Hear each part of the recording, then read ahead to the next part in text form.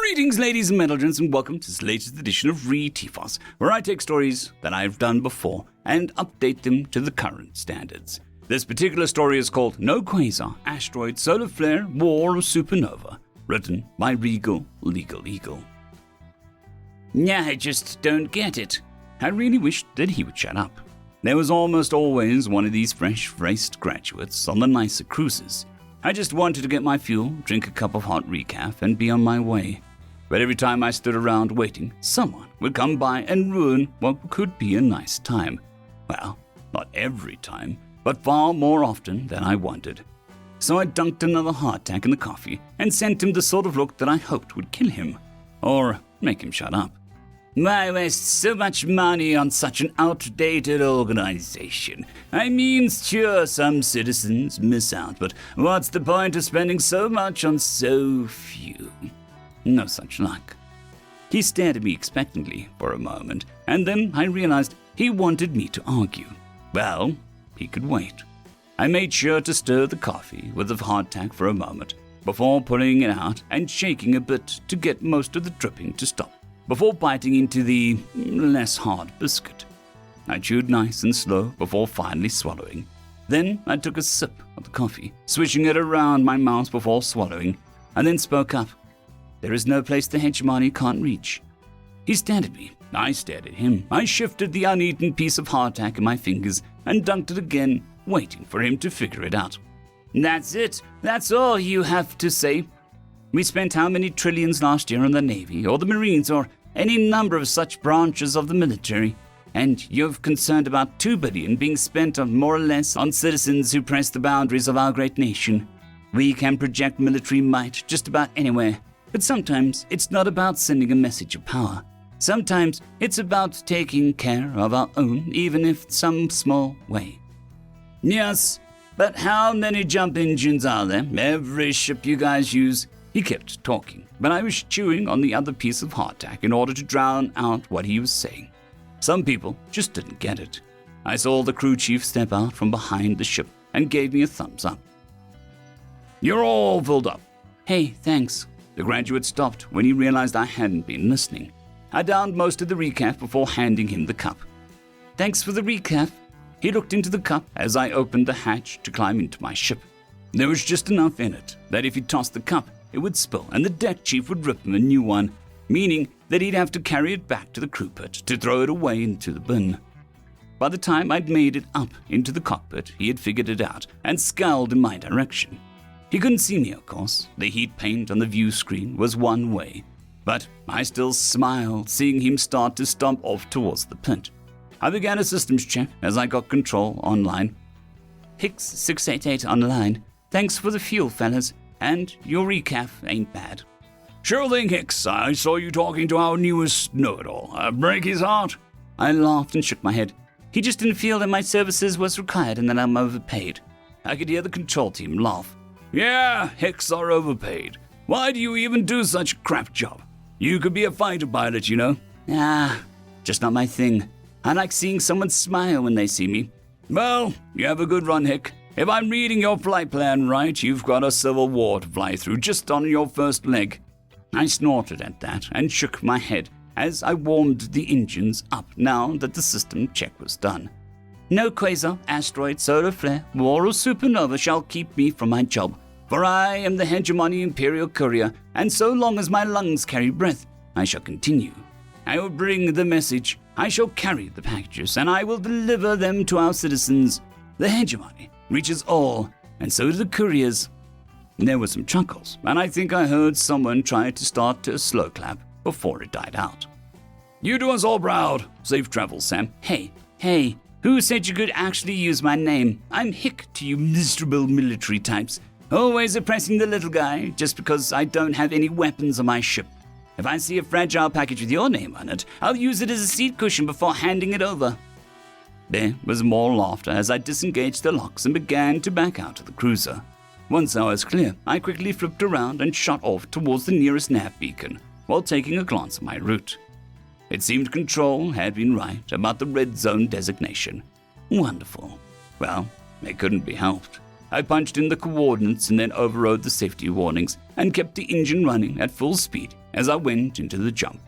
Strictly speaking, running a high speed and jumping is incredibly dangerous because you have no idea what might be just in front of you on the other side. But I had long ago learned that when you're entering a war zone, it helped to have a full head of steam going. When I punched through the ink space back into reality, I was glad that I was still moving. Collision warning, lock-on warning, explosion warning. The computer began to whine at me while I growled. Yes, thank you, warnings noted. I had found that the thing got snippy if I cussed it too much, so I had learned to quickly tone it off with a few choice phrases and then go about the business of keeping myself alive, which right now involved dodging the missiles and weapons fire being launched between two fleets. I gripped my teeth as I heard something hard bounce off the hull. This old girl barely had any original paint, but I knew that the Higgs symbol was still visible, which meant the beam counters wouldn't give it a new paint job yet. Non-identified vessel. You're in the Galactic Republic territory. No, they're in learned democracy territory. Identify yourself or be fired upon, or be arrested and await trial. Trial? Can it learn scum?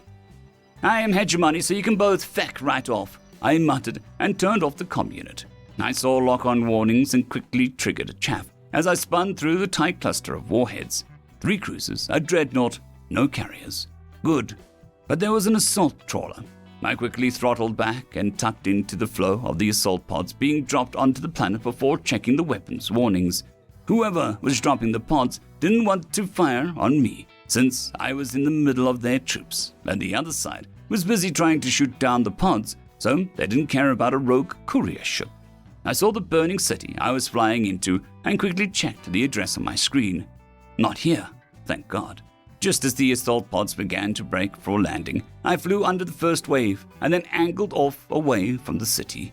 Some flak fire rattled the hull, but nothing direct.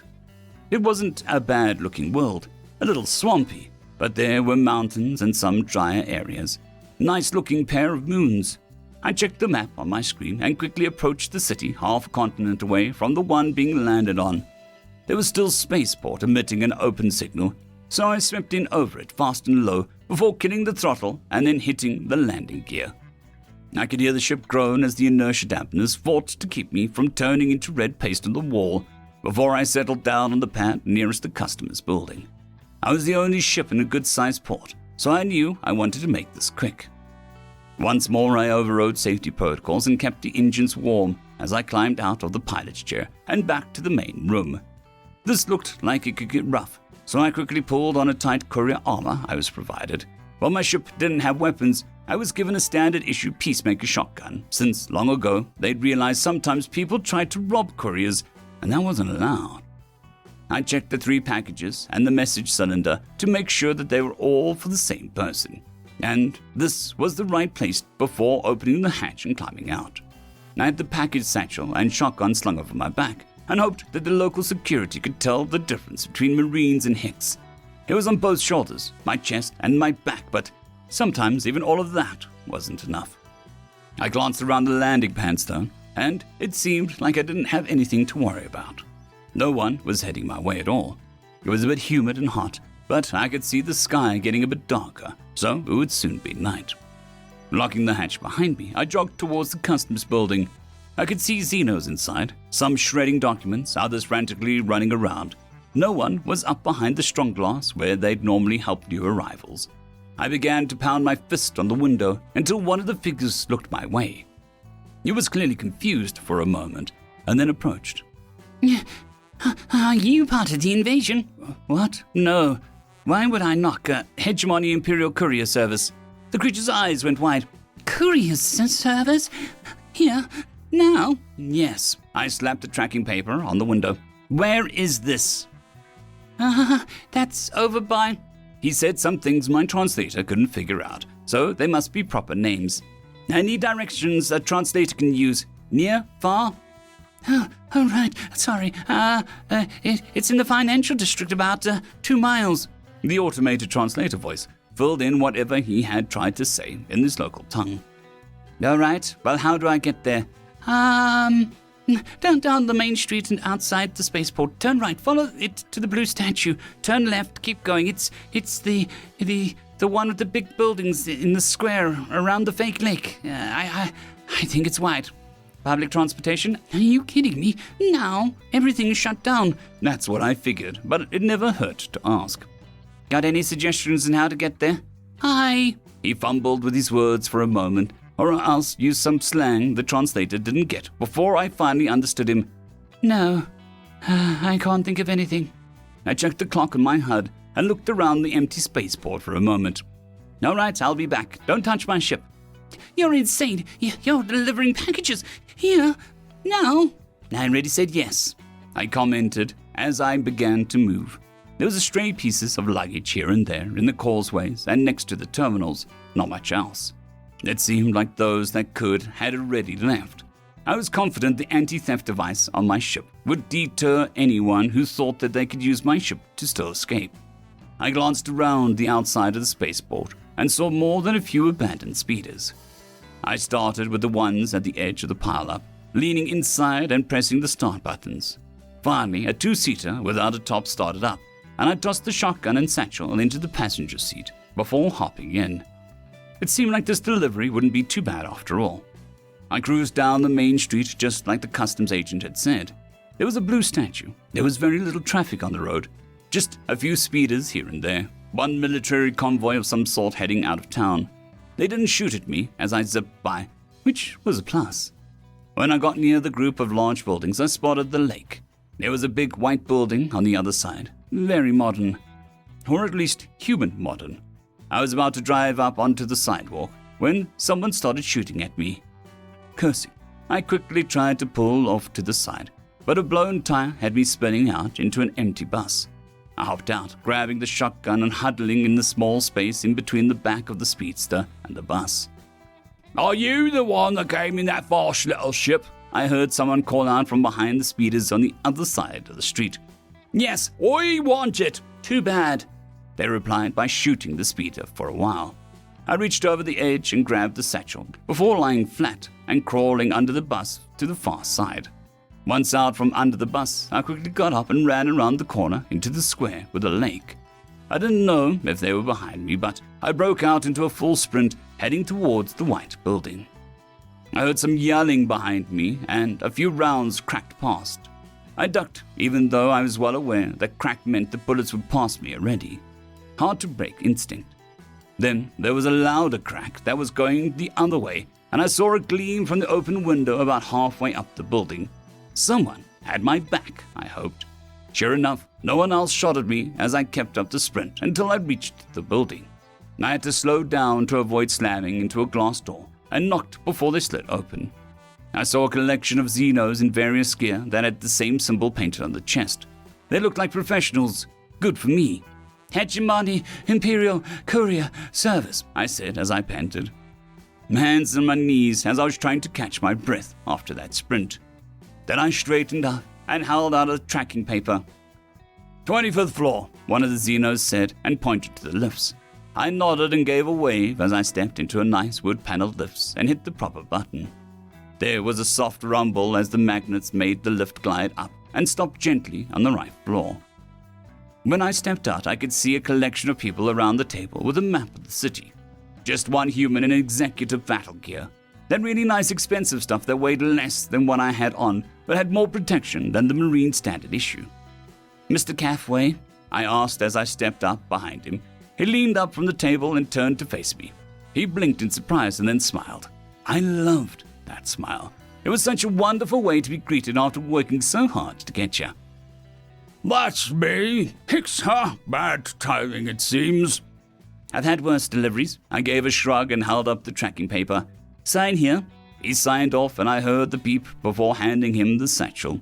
He opened it and pulled out the message cylinder first. After setting his thumb on it to activate the lock, he pulled out a small chit and signed. His smile grew even wider, and I could tell it was good news. "I'm a dad," he yelled out and then began to laugh and jump a little. "I'm a father, guys." I could see some of the Xenos didn't get it, so I quickly tossed up my hands. Congratulations, boy or girl? Boy! Hey, what's your name? Sam. I'll name our next kid after you. What? Not good enough for your first? He laughed and slapped me on the shoulder, and then just hugged me. I hugged him back. Births were some of the best delivery announcements. Here, you gotta celebrate with me. Sorry, Mr. Caffway. Andy. But I gotta get back to my ship.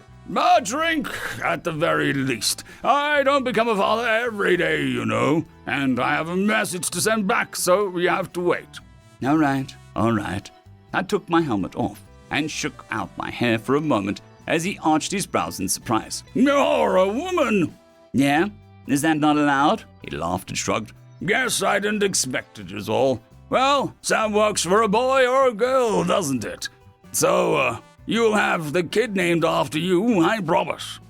He pushed past the Xenos, walking over to a big desk in a big office and pulling out a bottle of something I didn't recognize but looked expensive. He poured 2 glasses of cloudy liquid and brought them back, handing me one. To the Hegemony Imperial Courier Services, he said with a grin. We raised our drinks and then took a sip before I rose mine once more. To parenthood. To parenthood, he echoed, and we drank once more, and I couldn't imagine how hard the stuff would hit me and how wonderfully smooth it went down. He quickly programmed a message onto a chit and then stuffed it back into the messenger cylinder, which he handed back to me. Sure you can't stay and celebrate? I'm sure. The Hicks never rests. I paused for a moment. For long. He laughed and held out a credit chip. I tried to wave him off, but he firmly tucked it into the package satchel, which he handed back. I insist. Either way, think that you can spare a ride back to the spaceport? He laughed and nodded. Sure can. Anything for the Hicks. He spoke into a comm relay on his wrist then. Team Bravo, I'm sending you a VIP. See her safely to the spaceport. I heard some sort of comm burst, which likely meant affirmative, and he nodded at me. Take the lift to the basement. Thanks. Think nothing of it. I turned to walk away when he called out. No, wait. I looked back, and he opened one of the packages, handing me a true sealed container. Chocolate chip cookies my mom sent. They won't be hot, but they will be fresh. Hey, you don't need to. I insist. He pressed the cylinder into my hand and smiled. I hefted it and nodded. Much appreciated, Andy. You stay safe out here. You too. As I stepped into the lift, I popped the seal on the container just to smell the contents, groaning a little. They were still fresh, all right. Sometimes it was the little things about being a Hicks. I checked my HUD. 8 more packages before my next rest day. Not bad. Then I noticed where the next one was going and groaned out. Damn it, not the Canis Confederacy. They're the worst about Hicks. All part of the job. End of story.